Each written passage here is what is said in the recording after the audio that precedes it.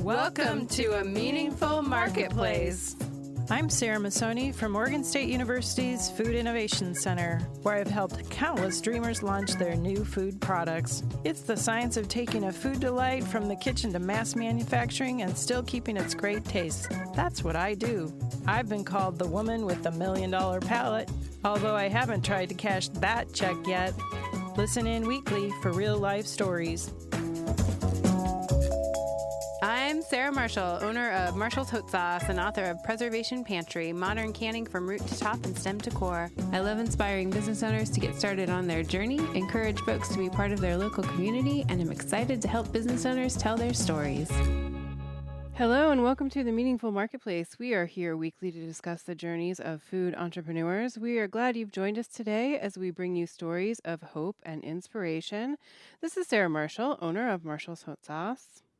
And Sarah Masoni of Oregon State University's Food Innovation Center. Hi, Sarah Marshall. Sarah, how has your week been? Well, pretty good. Got through the turkey weekend. I saw you were down in McMinnville, your favorite place to visit. Yeah, we go down there every year for kind of the kickoff to our holiday events. We do two events down there, one at Abbey Road Farm and one at a place called the Bindery in McMinnville. But the reason that I love to go down there is because McMinnville really knows how to celebrate the holidays. They do a Santa parade and the whole town comes out for it. And they do a big tree lighting and they have an ice skating rink now, and it's just very cute. They do a lot of Christmas light walks at the farm at Abbey Road Farm we were doing the event at. So we go full holiday. That's great. I saw your product at the Lake Oswego Holiday Bazaar. Oh, too. Did you go there? Yeah. Yep, I was there. Yeah, my friend Rusty, who also works, people will recognize him from a peach stand at the farmer's market. During the winter, he kind of moonlights for me at some of my holiday events. So he was at the Lake Oswego market. I thought that was cool. Yeah, very fun. This is kind of where we go into full throttle holiday event mode. So I'll see you at the Food Innovation Center holiday market. Yep, December 12th. It looks like we're going to have almost 40 vendors. We'll pack them in. That's so great. And yeah, it's advertised in the Pamplin Media Holiday Bazaar and Northwest neighborhoods. And we'll have both Market of Choice and New Seasons here. Very cool. I'm excited for it. And you're doing a pitch in place at that market for vendors. That's right. It's something I came up with after I visited Colorado. They had a pitch fest I got to judge, and I was like, I wonder if our entrepreneurs will feel more comfortable just standing at their tables and answering a couple questions. We do have some folks coming down from Washington to join us, but most of the folks are from Oregon. I think that's a really great way to do it too, though, because sometimes as a small maker, you don't have people to work for you. So you can't really leave your booth and go do a pitch while you're also doing a fair. So I think that was really convenient for some of our makers and thoughtful. So thanks for doing that. Yeah, I think it'll be a good experiment, but I think it'll turn out really well. Yeah, I think it'll be fun. I'm excited. I'm excited to try it. I've never done a pitch in place before. Well, Market of Choice is going to select 3 new vendors and 3 top favorite vendors to do an end cap celebration in the store. So it'll be fun. Yeah, I think it'll be super exciting. So we are partnering with the Regional Food Business Center to bring you guests from our 6-state region. We're currently meeting with business owners from the great state of Washington. We would like to introduce you to our co-host today, Katie Smith from Washington State University's Food Systems Program. Welcome. Thanks so much for having me. Do you want to tell us what your job at Washington State University involves? Sure. So I work for our statewide food systems program. I'm based in Northwestern Washington, but I lead our sustainable agriculture education programming, and that includes cultivating success courses. I support a lot of small farm and food businesses. And another piece of my job is technical assistance to those businesses. And that primarily involves a lot of support for people applying for grants and loans and through different application processes. I work with historically underserved producers and provide bilingual English, Spanish technical assistance support. So oftentimes that's navigating paperwork in your second or third language. And so I provide that support in there, and it might include applying for organic certification or for like I did earlier today, a food processor license. So lots Whoa. of different things like that in my job. And it's always dynamic because I get to work with so many different food producers from around our state. That's so cool and so important. I've helped a couple of buddies where English was not their first language, but those forms are so challenging for everyone to figure out, but especially if it's not your first language. So I'm sure that people need a lot of support. Do we have someone that people can go to in Oregon, Sarah? Me? You. Yeah, I Actually, usually we have a lot of people on the ODA staff You that do. speak other languages. Yeah, Mhm. so we got you covered here in Oregon too. Cool. Yeah, I've always just kind of helped people get through. I helped Nong when I first met her. That was like one of our first interactions. She was like, "Somebody told me you could help me with my FDA forms." I'm like, Probably me. "Probably Sarah Masoni." Because I was working with her. I worked with her for several years. I'm like, hey, maybe you should contact Sarah Marshall because she just did this. Yeah, we got it figured out together, and then we became buddies. So thank you. Yeah, see, the outcome was great. That's awesome. I love that. Well, do you have any Washington news for us to share? We do. We have one of our Cultivating Success courses coming up. So I mentioned that briefly, but it's our education program for people who are starting farm and food businesses. And our next one starts in January 21st. It's our agricultural entrepreneurship and business planning course. We've got online sessions and then some in-person intensives to dive into topics like financial statements. We've got marketing and branding classes. We've got all sorts of different topics that are really relevant for people that want to dig into the business end of managing a farm business. And each week we invite in guest speakers that include farmer and food business owners, as well as resource providers. And Dorcas has been a guest speaker in Cultivating Success before, sharing about her farm and food business. So it's really fun to get to be here today and share both our upcoming course and talk with Dorcas. It'll be so fun. I can't wait for today's episode. We would like to encourage you to connect with your state by signing up for the Regional Food Business Center newsletter. It's a breeze to sign up. Just go to Northwest Rocky Mountain Regional Food Business Center.com, hit connect with us, and choose the button to receive newsletters. We want to thank our sponsor for supporting the Meaningful Marketplace. Thank you for helping us spread the word about small business owners and entrepreneurs. Let's hear a word from our sponsor. The Northwest and Rocky Mountain Regional Food Business Center is the proud sponsor of the Meaningful Marketplace podcast, giving a voice to food from across the 6-state region of Colorado, Idaho, Montana, Oregon, Washington, and Wyoming. The Food Business Center supports Northwest and Rocky Mountain food industry makers as part of the USDA's National Network of Food Business Centers, supporting a more resilient, diverse, and competitive food system as a go-to source for small and mid-tier food and farm businesses, with a focus on underserved communities, providing education in the form of technical knowledge, business programs, and industry news. We sponsor trade shows, meetups, and conferences to connect growers, producers, retailers, distributors, and processors, all to stimulate business and raise the standards of our storied food industry. Join us as we travel through the 6-state region, learning more about food makers, food hubs, and food systems. Visit the website at Northwest Rocky Mountain Regional Food Businesses.com to get connected.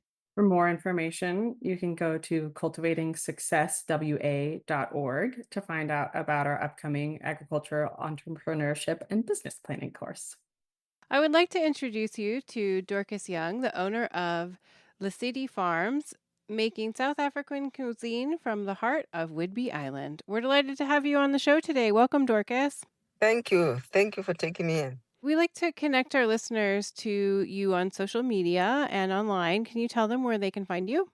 They can find me, mostly we're doing the farmers market. We are at U District, Capitol Hill, West Yale, and then Bayview Farmers Market. And then we supply the Whidbey Island food grown food hub. That's mostly what currently you can get our products, and we are looking at expanding. Perfect. Do you have an Instagram or social media? We do have Instagram. My daughter, she's working on that one. And we have the website, lesedifarm.com. Perfect. And we like to start at the beginning of people's journey. So, how did you become a farmer and food producer? Well, my journey started, I think, back home. I grew up in Botswana, and I grew up in the village in the central part of Botswana, which is called Palape, about 27 kilometers east of that city, Palape.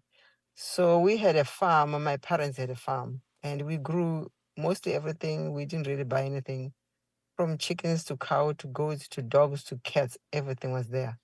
So we had that. That's where I learned farming, and we grew a lot of different kind of crops. And my dad had a dairy. We would churn the butter with our hands. Yeah, so that's where my journey started. And then I went to school in another city, Francistown, Martha's Bay Community College. I went there in my early age on. And then I met my husband in 89. He was a Peace Corps volunteer. And we got married, and I moved here in 96. So it was quite a jump from the village to here. It was like, what is this? So, but because I had a skill of farming and I went to school, so I stayed home with the kids. So my husband was a school teacher in Okaba, and then the kids, because they're home, I had to do something. You know, there was one thing that really was struck me because the food was so different. I never was used to eat anything like donuts, like hot dogs. It was just like very strange thing. I had a hard time even to eat it. So the vegetable was so hard and it was so different. Then I decided, my husband said, well, why don't you start a pea patch? And then I said, that's fine. And then we got a plot at Greenbank. I started it there in 2006. And then we grew everything. The kids were in school. And then eventually 2007, 8, we introduced ourselves to the farmer's market. A friend of mine, she had a lavender. She said, why don't you harvest this and go sell it? So I did that. So that's where I started. My daughter, Maria, who is now actually the assistant manager for our company, she was about 6 or 7. She said, yeah, we make this, we wash it. And then we created something from there. That's where we started, really, being creative and farming. And then the food, we grew our own thing. A friend of mine, she invited me for potluck, Linda Moore, she's an attorney. And she said, why don't you come with your food to our potluck? And I said, what's potluck? She said, well, people get together and eat. So bring your dishes. And I brought that. And everybody liked that vegetable that I was making. It's called chomolia. And that started. And she said, well, why don't you study the farmer's market? That was 2010. And I said, how do you do that here? And she said, oh, I'll introduce you to the farm. Then that's where we started. And then we started the farmer's market at Bayview Farmer's Market in 2009, 2010. I was just like, well, what is this? It wasn't really inspiring to me very much. And then I eventually said, why don't I just start cooking? Because people didn't know what kind of vegetable, what do you do with this? I was growing all these strange vegetables. So they're just like, what is this? How do you do it? And I would keep talking, and I decided, well, I'm going to cook it. So I cooked it there at Bayview. The first picture, I'll send it for you. It was this pavilion, and I had a little stove there, and I cooked, and people just started to come. And I was just like, wow, I have something good here. I need to do something to create a job for myself. At the same time, I was going to school. My kids were in school. I was going to school, Skagit Valley College in Mount Vernon. Not Mount Vernon, in Okaba. I studied in Okaba. And then, then the farmer's market started. It was really inspiring. Then I keep on growing food. Then I had the sauce that I was making there at serving with the food. And people said, can you sell us this sauce? And I said, well, I can't just sell it. And then a friend of mine, she introduced me to University of Washington School of Food Science. And that was it. And I said, this is what a preserving food and value added.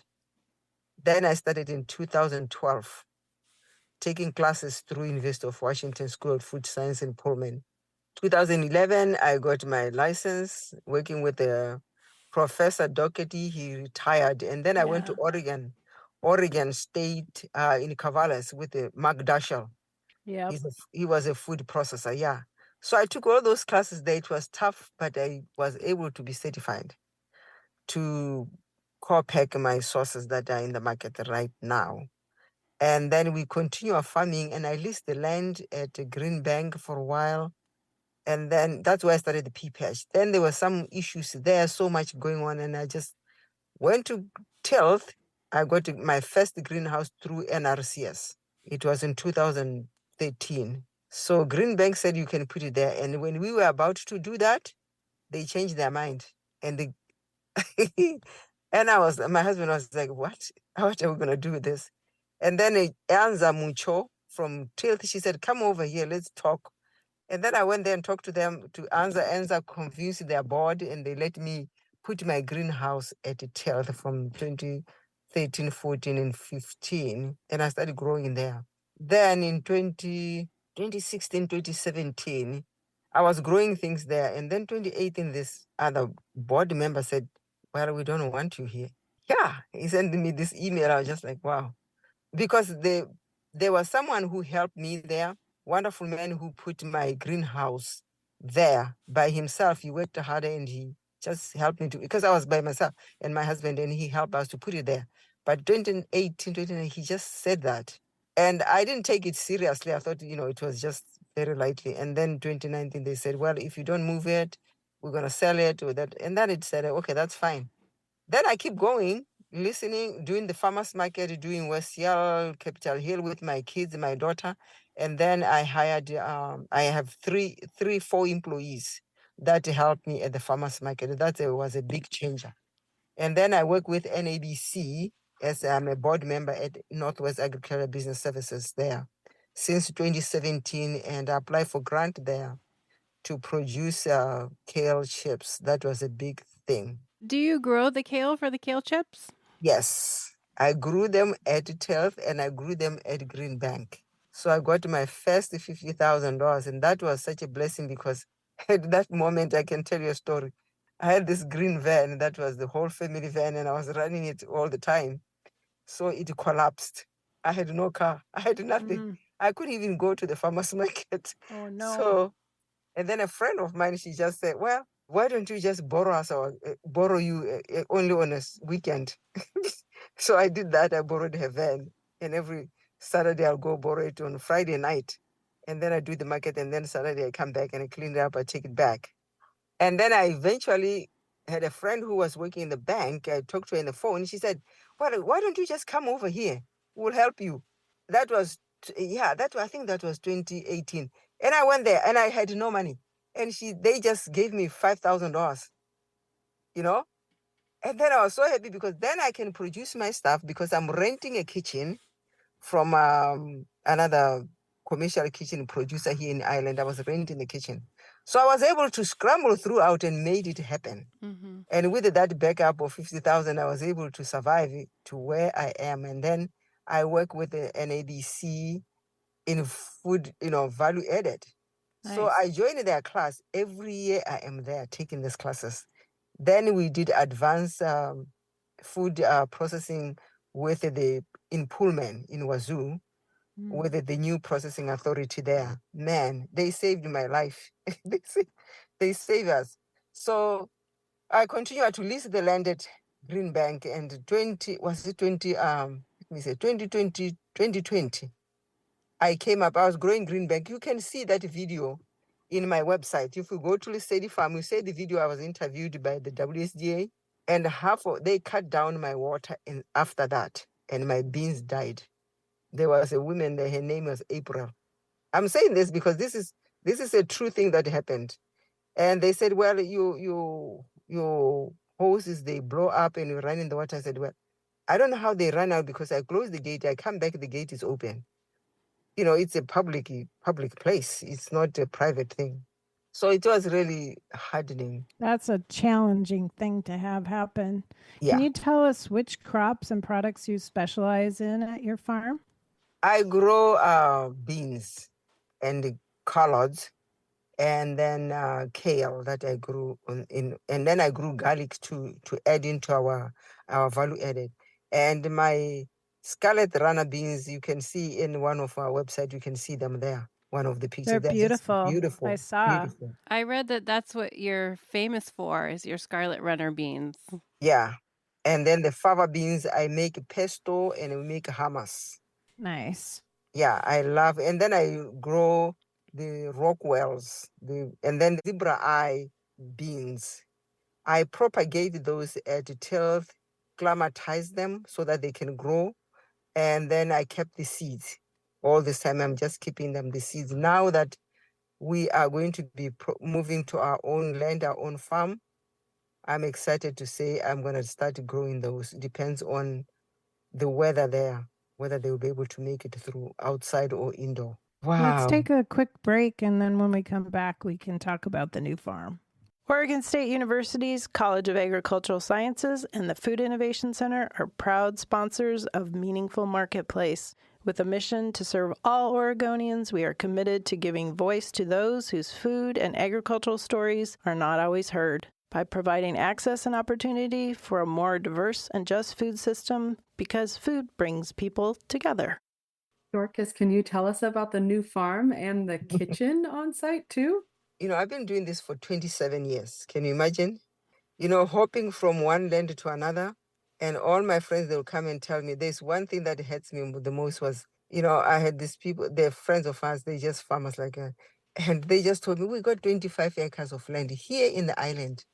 And there's only two of us, we are splitting in two. I really collapsed because the person who owned that land, I kind of knew who they are. And they knew that I was looking for land at least to grow things, not let alone to own it. And I was like, what? So I just hold myself there. But I kind of know that sometimes these kind of things happened because I'm such a faith person that it was not the right time. Yeah. And I kind of knew that the right time will come. When we were going through all this thing, raising kids, challenges after challenges, raising kids, and we have the business. Now, I work with the FSA for 2 years application to get the funds to be funded through FSA. It was just hard. And then last year, I contacted Darcy again. I said, Darcy, I'm coming back. Will I be able to have opportunity? She said, yeah, I think go ahead and reapply again. We'll see what happens. So I did, and I connected with AgWest, and AgWest, they were able to say, yeah, we can look into this project. They are half and 50-50. And I just like, okay. I just went there with faith, believing that they will help me. And I did everything that was required to be able to be qualified. And I did that. And then I worked with a farmland trust, Libby Reed. She worked with me, and we, she was really instrumental because she helped me to navigate through the farmers. We will see at this farmer, they were not willing to wait. We look at this one, did not wait. We look at this one, did not wait. And then this family was in a peninsula in Squim, the Happy Valley Road. That's where the farm is. They were farmers. They raised sheep. Fred and Joanne Hatfield. And they said, yeah, they wanted their farm to be continual farming. Depends whether either I can raise animals or I can still do vegetables there. And they have a commercial kitchen. She built it there because she was going to use that commercial kitchen for the community to come together, to be able to be shared. There were people that way. And then they look at my presentation. They said, yeah, I think she's a good farmer. And they were able to wait and let me buy the farm from them. That's so perfect that you found a farm that has a kitchen in it. Can we tell people about the products that you make in that commercial kitchen, or that you're gonna make and sell?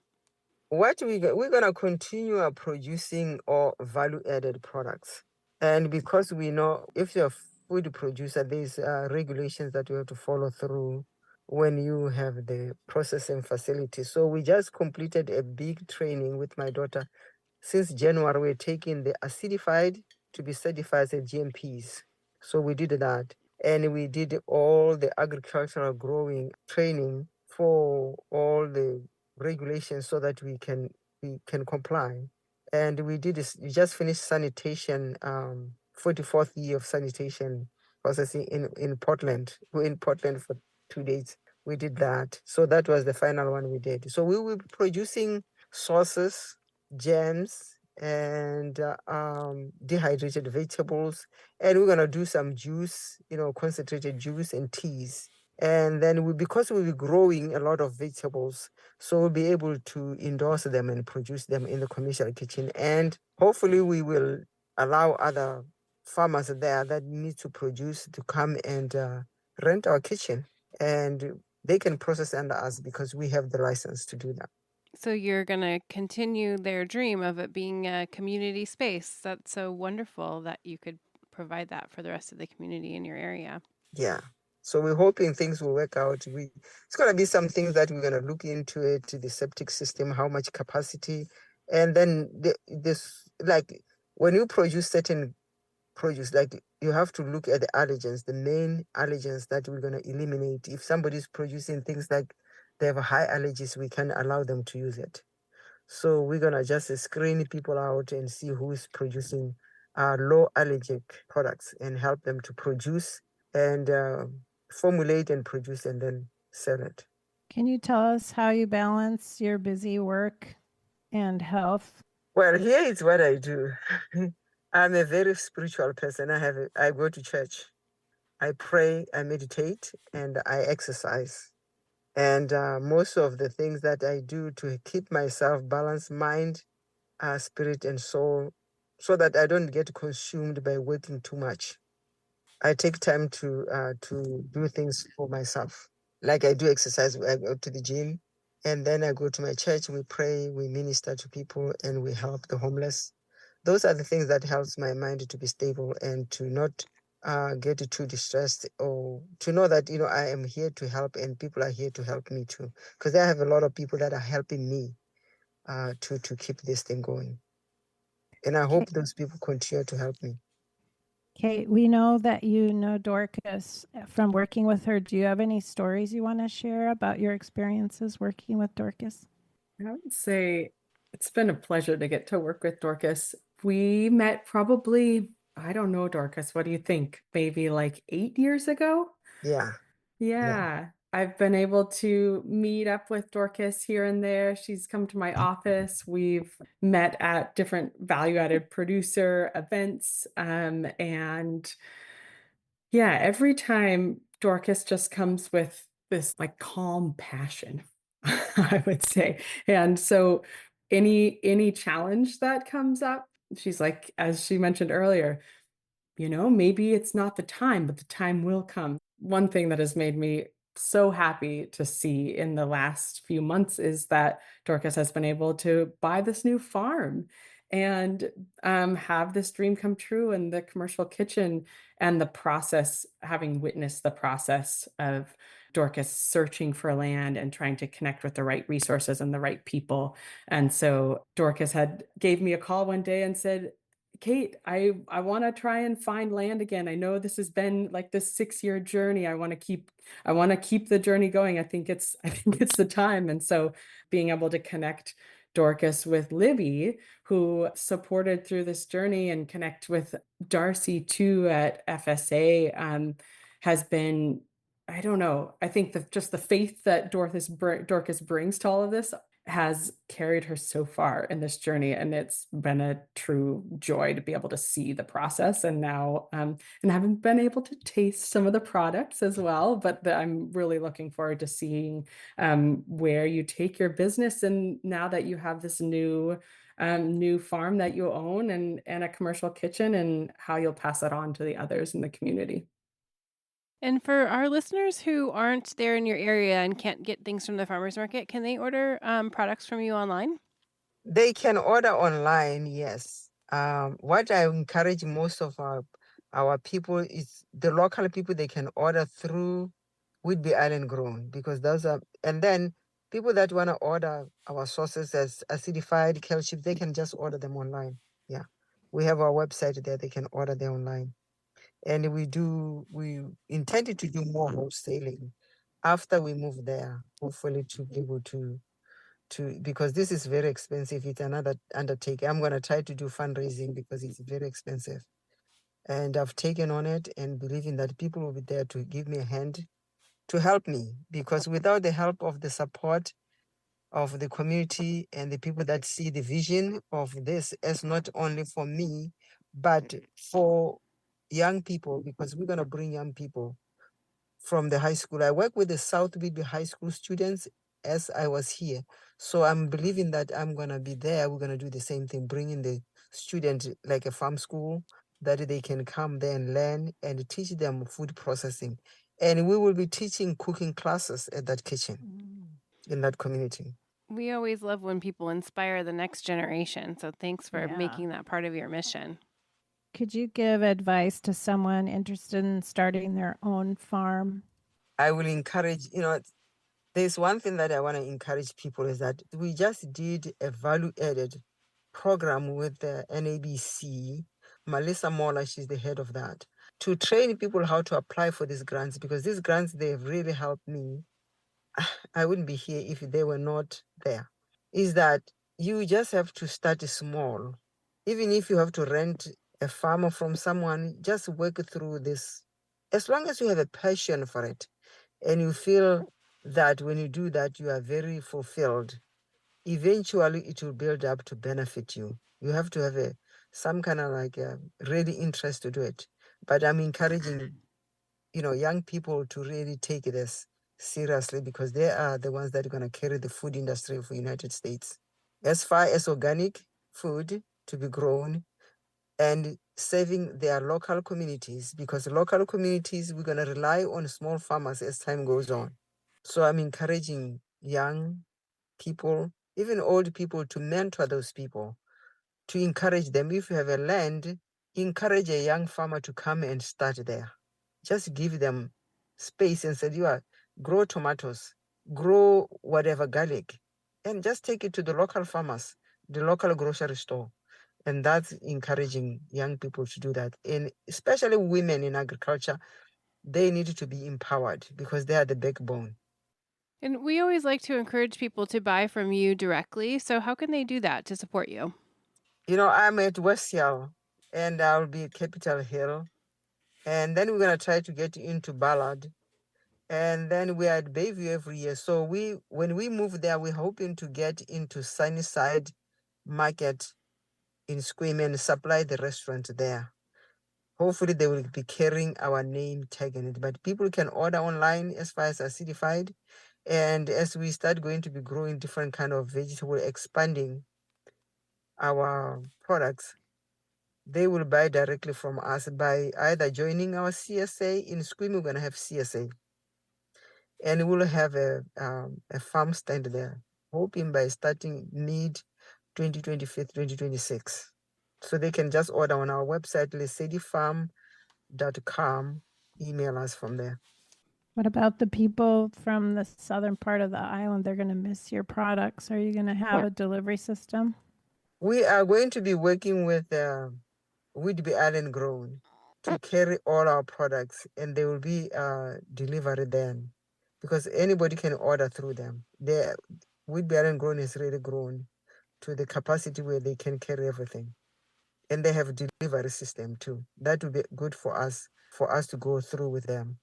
Well, unfortunately, Dorcas, we're out of time for today, but I love hearing about all of the wonderful things that you're doing, and we'll make sure to connect people with you. Thanks for taking the time to tell us your story today. Thank you. I appreciate this time. And Kate, thank you for being our co-host. It was great to hear about things going on in Washington. Thanks for sharing your knowledge with us. Yeah, thanks for having me too. We want to thank our listeners for tuning in. Thank you for listening to the Meaningful Marketplace podcast. Before we go, show some love for your fave podcast by leaving us a review on Apple Podcasts or iTunes. Follow us on Instagram and YouTube at Meaningful Marketplace Podcast. You can always call or text with questions for Sarah and I, 503-395-8858. And we couldn't do this without our fantastic team at Joy of Creation Production House. Thank you to Kayleen, our production coordinator, and Haley, our audio engineer. And we will be back next week, everybody. Bye. Bye for now.